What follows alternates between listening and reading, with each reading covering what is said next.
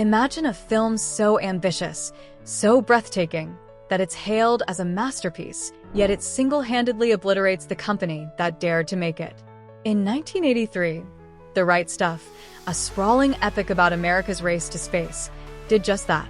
Starring Ed Harris as the fearless astronaut John Glenn, this cinematic triumph was supposed to rocket the Ladd Company to new heights. Instead, it became the meteor that burned it to the ground. How did a film with an all-star cast, a visionary director, and critical acclaim become a financial catastrophe? Buckle up, because this is the story of ambition, risk, and a studio's spectacular crash landing.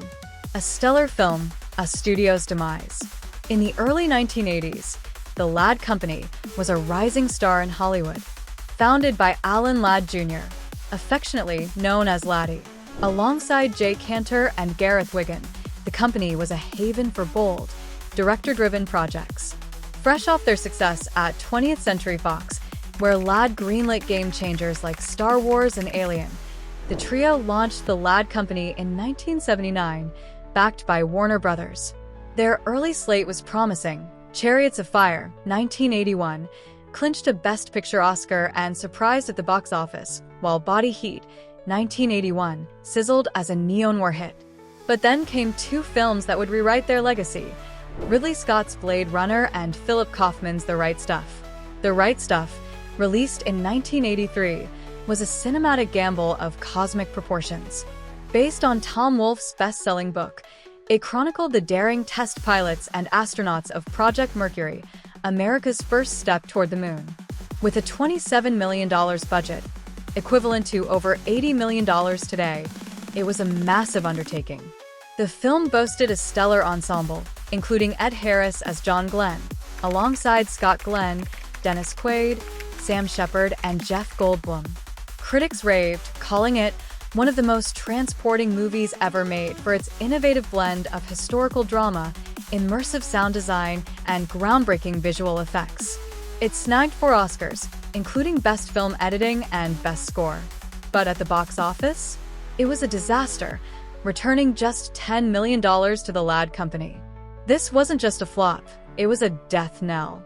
Combined with the earlier failure of Blade Runner, 1982, which grossed a measly $42 million worldwide against a $30 million budget, the Ladd Company was hemorrhaging money. By 1984, Warner Brothers pulled the plug, severing ties with the company. The Ladd Company's dream of being Hollywood's bold new voice was over, and The Right Stuff was the final nail in the coffin. The rise and fall. Let's rewind to 1979. Alan Ladd Jr., the son of Western legend Alan Ladd, wasn't content to rest on his father's laurels. "I didn't want to be Shane's son," he once said, referring to his father's iconic role in the 1953 classic. Instead, Ladd carved his own path, first as an agent for stars like Warren Beatty and Robert Redford, then as a producer in the UK, and finally as Vice President of Creative Affairs at 20th Century Fox. There, he championed risky, visionary films. When his colleagues scoffed at Star Wars, Ladd fought for George Lucas' dream, saying, "This is the future of cinema." He was right, and Star Wars became a cultural juggernaut. He also backed Ridley Scott's Alien, proving his knack for spotting genius. But tensions at Fox pushed Ladd out. With Cantor and Wigan, he formed the Ladd Company, a studio built on a simple ethos: trust the artists. Their early success with Chariots of Fire seemed to validate this vision. "We believed in filmmakers who took risks," Cantor later reflected. "We wanted to make movies that mattered." Body Heat, directed by Lawrence Kasdan, was another win, blending sultry noir with commercial appeal. The Ladd Company was on fire, until it wasn't. Enter Blade Runner. Ridley Scott's dystopian masterpiece was unlike anything audiences had seen in 1982. Its dark, neon-soaked vision of the future was groundbreaking, but Warner Brothers fumbled the marketing, unsure how to sell a cerebral sci-fi noir during a summer dominated by E.T. and Poltergeist. The film tanked, and the Ladd Company took the hit. "We knew it was special," Ladd said years later, but the audience wasn't ready. Then came The Right Stuff. Philip Kaufman's adaptation was a love letter to American exploration, capturing the reckless courage of test pilots like Chuck Yeager, played by Sam Shepard, and the Mercury's 7 astronauts. Ed Harris's portrayal of John Glenn was electrifying, earning praise for its eerie accuracy and raw intensity. It was like stepping into history, Harris said of the role, which launched him into stardom. The film's production was a marvel, blending archival footage, innovative optical effects, and a sweeping score. But its 3-hour runtime and complex narrative scared off mainstream audiences. One critic noted, "It's a masterpiece, but it's not popcorn fare." The $27 million gamble yielded just $10 million in returns, a catastrophic loss for a company already reeling. The fallout was swift. Posts on X at the time, retroactively reflecting sentiment, called it the movie that killed a studio. Trade publications like Variety lamented the Ladd company's collapse, with one headline reading, "Ladd's dream dies with the right stuff."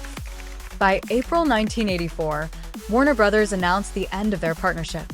Cantor left for MGM/UA, and Ladd followed in 1985. The Ladd company limped on, releasing Police Academy, 1984, a surprise hit that grossed $81 million on a $4.2 million budget, but it was too late. The company's first incarnation was dead, a modern echo. Today, The Right Stuff is a cult classic, and social media reflects its enduring legacy. On X, fans gush over its ambition. Ed Harris as John Glenn is pure fire. "How did this flop?" one user posted. Another wrote, "The Right Stuff is proof Hollywood doesn't get visionaries." But not all reactions are kind. Some call it overrated or too long, echoing the 1983 audience's confusion. Clips of Harris's Glenn delivering his impassioned Senate speech circulate widely, with comments like, "This is why Ed Harris is a legend." The film's failure still stings, with one X user summing it up. "The Ladd company bet big and lost bigger. Respect." A pattern of risk. The Ladd company's story isn't just about 2 films, it's about a philosophy. Alan Ladd Jr. was a rare executive who prioritized art over profit. At Fox, he backed the Rocky Horror Picture Show and Young Frankenstein, films that defied convention but became cultural touchstones. His willingness to take risks defined the Ladd company, but it also doomed it. Outland, 1981, a sci-fi western starring Sean Connery, flopped despite its gritty charm. Star 80 and Mike's Murder, 1983, also tanked, piling on the losses. Even projects Ladd passed on, like Splash and The Big Chill, became hits for other studios, highlighting his missteps. The early 80s were a brutal time for bold films. The industry was shifting toward blockbusters like Raiders of the Lost Ark and Superman 2.